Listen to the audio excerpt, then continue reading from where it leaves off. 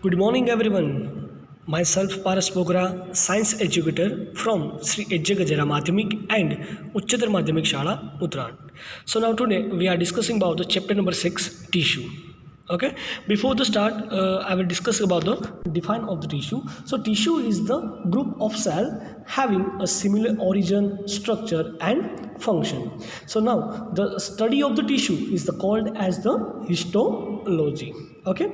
The second point, there are two types of the cell. First, that is called as a unicellular organism, and second, that is called as a multicellular organism. Unicellular organism, that means the body are made up of the only a single cell, that is called as a unicellular. Example is the amoeba, paramecium, euglena. These are all the unicellular organism.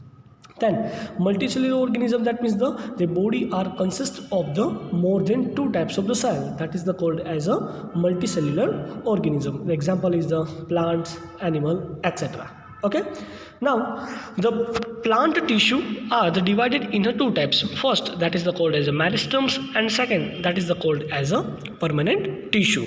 So what is the meaning of meristems? The meristems are the tissue having the power of the cell division. It is found on those regions of the plant which they grow, like to the root portion, stem portion, that type of the portion, the meristems are the present. So there are three types of the meristems. First, that is called as the apical meristems, second, lateral meristems, and third, the intercalary meristems. So what is the functioning of the apical meristems?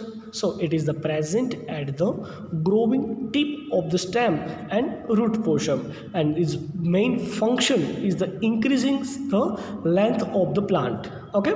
Now the second, that is called as a lateral meristem. In this lateral meristems are present of the side of the stem and root portion, and this main functioning of the lateral meristem is the increasing the growth of the plant.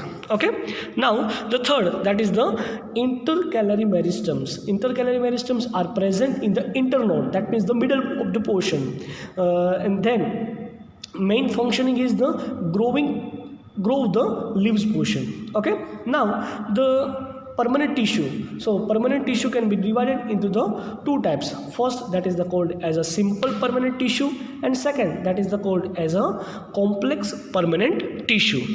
Now the simple permanent tissue. So simple permanent tissue can be divided in different parts. First, that is called as a parenchyma, second, that is called as a chlorenchyma, third, that is called as a sclerenchyma, and fourth, that is called as a guard cell and epidermal cell. Okay. Now the first, the parenchyma, that means what? The tissue that provide to support to the plant. They are loosely packed and has a large intracellular space, that is called as a parenchyma, and the parenchyma with a chlorophyll which perform the photosynthesis called as the chlorenchyma. Okay. Now the parenchyma with a large air space, and in this air space are present in the leaves portion, and in this leaves portion the guard cell are there. And what is the main functioning of the guard cell? Though that means the entering and exchanging of the gases, diffusion of the O2 and CO2. Now the chlorenchyma. Now this tissue provide the mechanical support and thickened at the corner, have a very little intracellular space. Okay.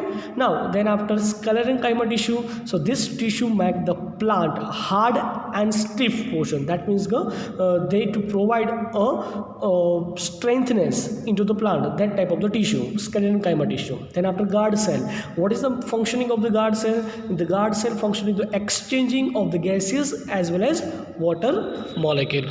Okay. All of you, thank you.